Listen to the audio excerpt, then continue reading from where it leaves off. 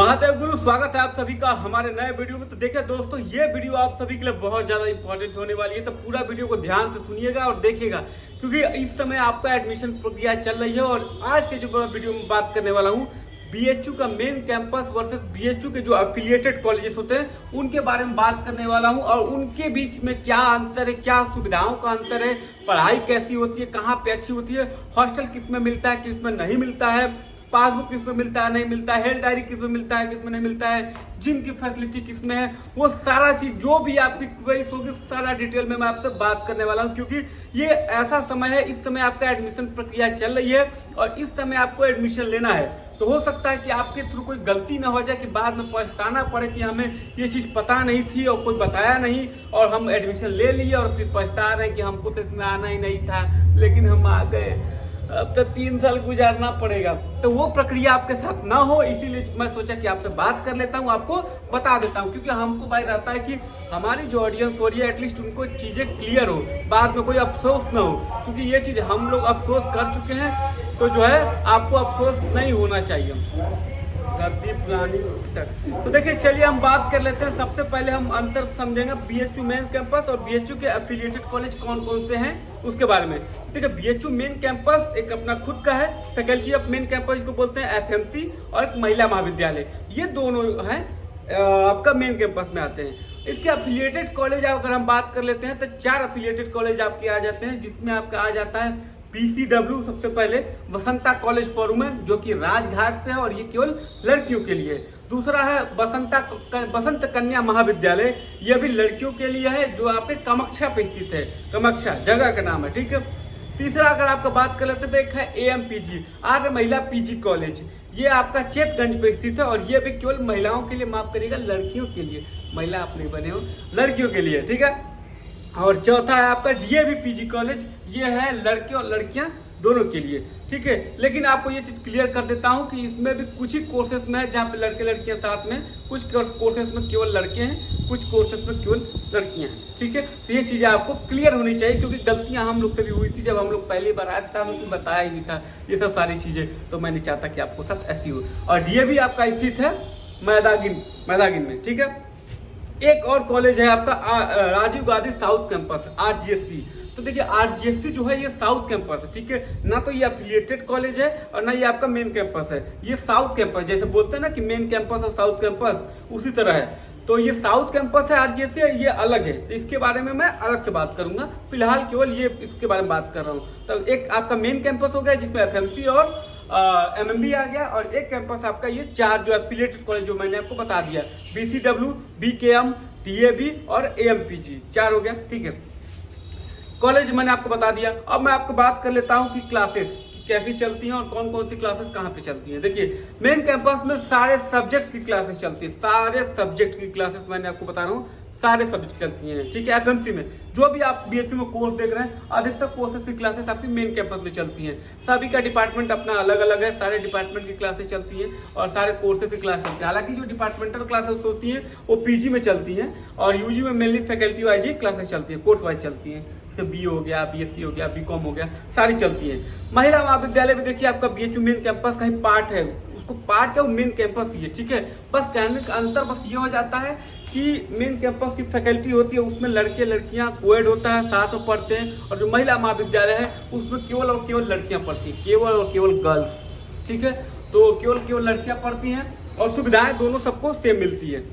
तो इसको हम मेन कैंपस में ही गिनेंगे, बस अंतर बता देंगे और लास्ट में भी आपको अंतर बता देंगे क्या क्या इन दोनों के बीच में आपको अंतर दिखाई देता है, ठीक है। बाकी अगर हम बात कर लेते हैं एफिलिएटेड कॉलेज की, तो हर एफिलिएटेड कॉलेज में कुछ कोर्सेस हैं, कुछ कोर्सेस नहीं है, ठीक है। तो जैसे मान लीजिए बीए है तो बीए तो लगभग सभी में है।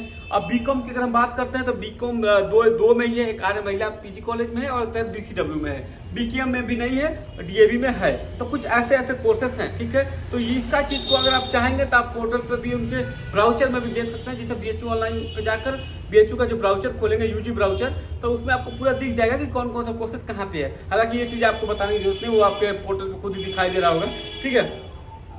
अब हम बात कर लेते हैं क्लासेस कहाँ सबसे बेहतर चलती हैं। देखिए क्लासेस आपका मेन कैंपस में भी चलती है, क्लासेस आपका एफिलिएटेड कॉलेज में भी चलती है।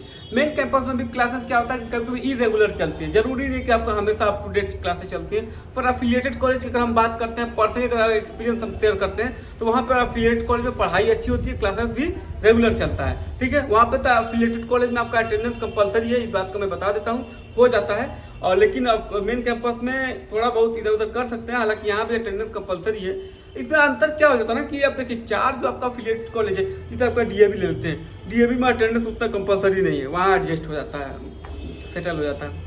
ठीक, लेकिन अन्य कोई जो गर्ल्स कॉलेज जैसे BCW वगैरह होता है, वहाँ पे अटेंडेंस कंपलसरी कर देता है। कारण क्या होता है कि लड़कियाँ क्या कॉलेज कम आती हैं, इधर उधर भाग जाती हैं, मतलब घूमने फिरने के लिए, या फिर घर से निकल गई, नहीं आई, ये सब सारा चीज़ें। देखिए मैं बहुत सारी चीज़ें नहीं बता पाता हूँ क्योंकि ये यूट्यूब चैनल है और उस पर सभी लोग देख रहे हैं, गार्जियन भी देख रहे हैं, तो बताना तो मैं बहुत कुछ चाहता हूँ, क्योंकि बदमाश टाइप का चुलबुल टाइप का मैं लड़का हूँ, लेकिन मैं चीज़ें नहीं बता पाता हूँ क्योंकि सोचता हूँ गार्जियन देखेंगे कहीं गई भी बना लो।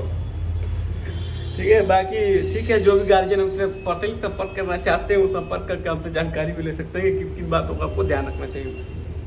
चलिए, ये क्लासेस की हो गई, क्लासेस दोनों जगह चलती हैं, अच्छी चलती हैं। अगर देखिए हम सबसे इंपॉर्टेंट बात कर लेता हूँ कि अगर देखिए हेल्थ फैसिलिटी एक होती है कि BHU में जितने बच्चे पढ़ाई करते हैं उनका एक हेल्थ कार्ड बनता है, तो हेल्थ कार्ड केवल मेन कैंपस का ही बच्चों का बनता है। ठीक है, एफिलिएटेड कॉलेज के बच्चों का हेल्थ कार्ड नहीं बनता है।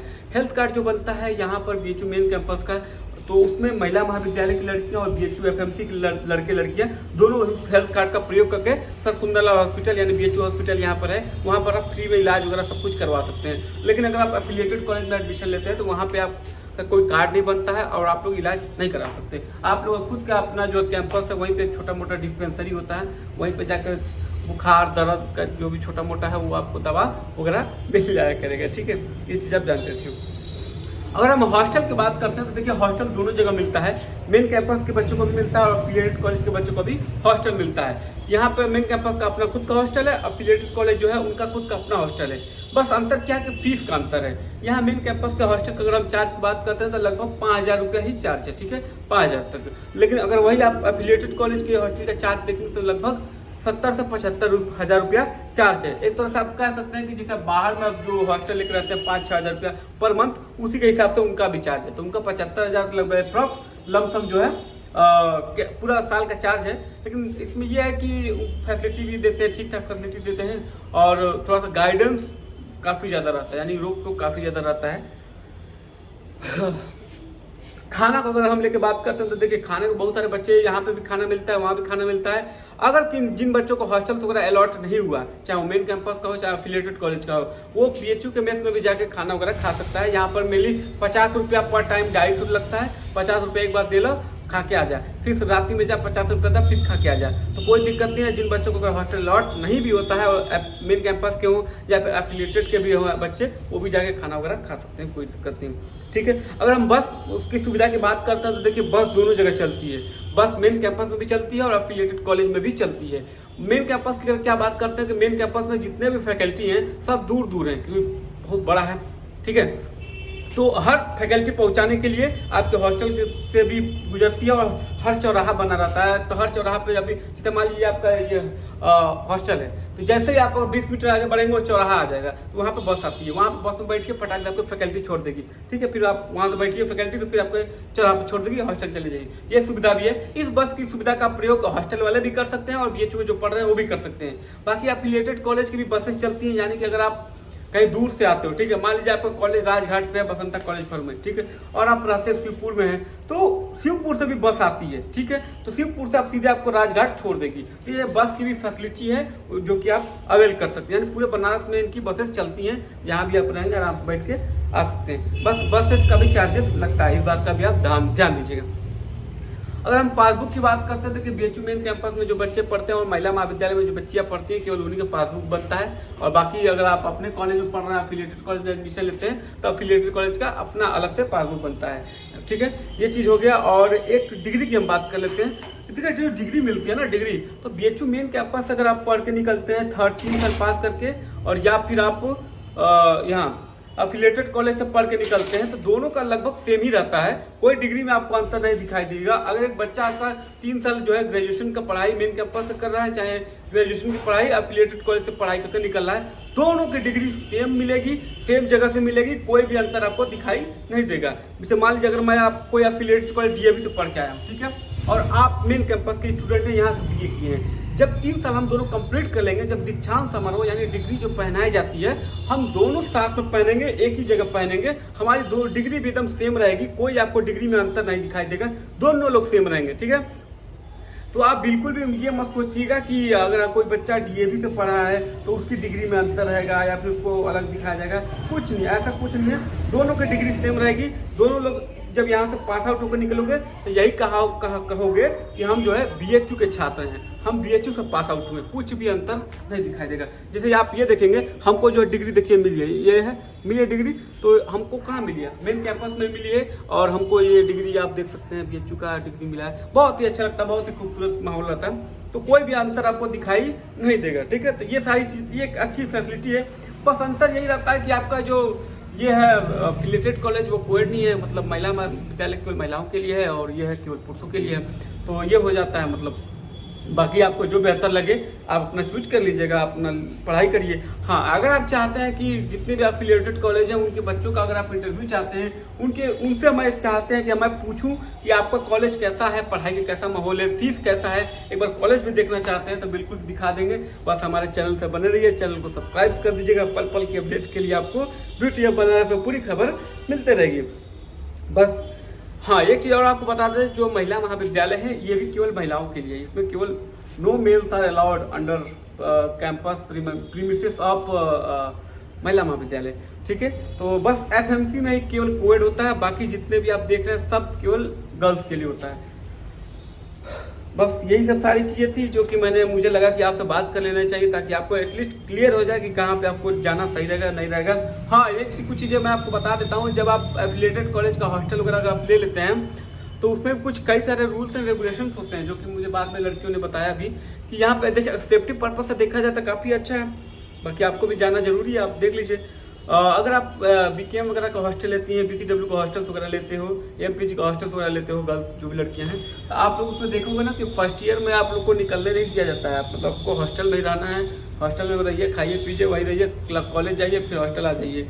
हाँ, बस अगर आपको कहीं बाहर जाना भी होगा तो आपको पूरा परमिशन, एक लेटर लिखना होता है कि परमिशन है मैम, मैं इतने घंटे के लिए बाहर जा रही हूँ, इतने घंटे में मैं आ जाऊँगी, वो सारी चीज़ें आपको इन्फॉर्मेशन भी देना होता है। देख लीजिए कि आप लोग को ये चीज़ें मतलब कैसा है, क्या चीज़ है, और भी कुछ चीज़ें हैं जिसको आपको जानना जरूरी है, लेकिन मैं इस वीडियो के माध्यम से नहीं बताऊँगा क्योंकि ये YouTube चैनल है, और बहुत सारी चीज़ें होती हैं जो नहीं बताई जाती है, लेकिन मेरी आदत होती है कि मैं सब चीज़ क्लियर कर देता हूँ। इन फ्यूचर देखिए ये सब भी जानना जरूरी होता है कि कल दिन आप आगे बढ़ोगे तो ये चीज़ें, कोई आप बच्चे तो रह नहीं गए, 12th पास हो गए तो चीज़ें आपको पता होना चाहिए, ठीक है। बाकी पढ़ाई लिखाई सब कुछ बेहतर है, कोई दिक्कत नहीं है। अगर हेल्थ कार्ड भी अगर मैं दिखा रहा हूँ, देखिए ये देखिए हेल्थ कार्ड कुछ इस प्रकार से बनता है। आप BHU का हेल्थ कार्ड देखिएगा ना, ये देखिए मैं ठंडी का मेरा फोटो है, कुछ इस प्रकार से जो है आपका BHU का हेल्थ कार्ड बनता है। इस पर 50,000 तक का फ्री में इलाज करा सकते हैं, ट्रीटमेंट, ठीक है। बाकी और भी सिस्टम होता है, जुगाड़ भी होता है, वो सब कुछ मैं आपको बताऊंगा, टेंशन नहीं लीजिए। एक बार आप पहले एडमिशन तो लीजिए। ये आपका कुछ इस तरह से पासबुक बनता है BHU का। फिलहाल इस वीडियो को यहीं पे एंड करते हैं। ख्याल रखिए, स्वस्थ रहिए, मस्त रहिए। और आपकी कोई डाउट और क्वेरी होती है, कुछ और आप पूछना चाहते हैं कि नहीं लगता कि ये आपको जानना चाहिए एडमिशन से पहले, आप कमेंट बॉक्स में कमेंट कर दीजिए, मैं आपको उस वीडियो के माध्यम से बता दूंगा, या फिर मुझे लगे कमेंट के माध्यम से बता दिया जाए तो कमेंट के माध्यम से भी बता दूंगा। ये देखिए मैं आपको डिग्री भी दिखा दूँ कि BHU को कुछ इस प्रकार से डिग्री मिलता है। ये देखिए काशी हिंदू विश्वविद्यालय का डिग्री कुछ इस प्रकार से मिलती है, आप आराम से देख सकते हैं, ठीक है। जहाँ आपका नाम लिखा रहेगा पूरा बढ़िया से एकदम सब कुछ। तो ये सब सारी चीज़ें आप आइए एक बार, BHU में आपका स्वागत है और कोई दिक्कत नहीं है, कैंपस बहुत बढ़िया है। अफिलिएटेड कॉलेज में भी अगर आपका एडमिशन हो रहा है बिल्कुल ले लीजिए, और मेन कैंपस में हो रहा है तो यहाँ भी ले लीजिए, जहाँ पे भी हो रहा है ले लीजिए। बाकी आप अपना देख लीजिए, समझ लीजिए, जहाँ पे भी आपको बेहतर लगे वहाँ पर आप जा सकते हैं, ठीक है। कोई अगर और डाउट आपको लगता है कि नहीं इसके बारे में भी जानना चाहिए, और अगर देखिए आप लोग आ रहे हैं बनारस में और हॉस्टल्स को लेकर अगर कोई परेशानी होती है या फिर रूम को लेकर कोई डाउट होता है तो आप मुझसे जुड़ सकते हैं। मैं आपको पूरा उस चीज़ के बारे में भी गाइड कर दूंगा, और आगे मैं वीडियोस भी बनाऊंगा कि हॉस्टल कैसे मिल सकता है और बाहर कैसे रह सकते हैं, वो सारा चीज़ कितना खर्च आता है, वो सब आगे के वीडियोस में भी मैं आपको बताते रहूँगा। बस आपको चैनल से बने रहना है पल पल की अपडेट्स के लिए। और कुछ नहीं छोड़ना है दोस्तों। हाँ, मैं आपको एनसीसी से बारे में भी संबंधित एनसीसी के बारे में भी कुछ बहुत सारी चीज़ें बताऊंगा। जैसे आप देखिए मैंने एनसीसी भी किया हुआ है, ये देखिए। तो एनसीसी क्या होता है, कैसे आप ज्वाइन कर सकते हैं, क्या बेनिफिट्स हैं, ये सब सारी चीज़ें भी मैं बताऊंगा। ये सभी बच्चे कर सकते हैं, एफिलिएटेड वाले भी और हम लोग भी। फिलहाल वीडियो को यहीं पेंट करते हैं। ख्याल के सोचते मस्त हर महादेव।